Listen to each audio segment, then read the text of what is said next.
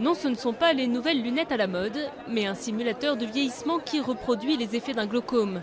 Sur ce stand du salon des services à la personne, on équipe les visiteurs de prothèses en mousse pour les sensibiliser aux difficultés rencontrées par les personnes âgées. C'est trop gênant, on peut rien faire. Ça doit être trop embêtant pour eux.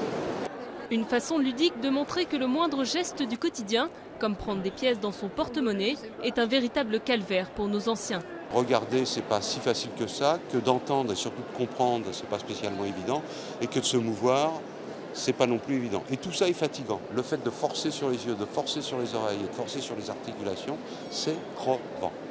Les accidents domestiques, ce sont 55 morts par jour, mais les personnes âgées ne sont pas les seules concernées.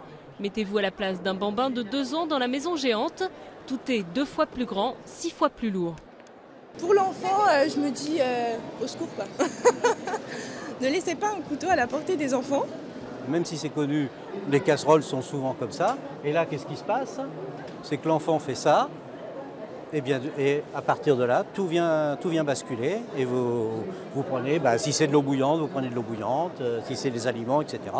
Le salon des services à la personne, c'est aussi son lot d'innovations technologiques, comme ce robot du futur qui fera tout à votre place, ou presque.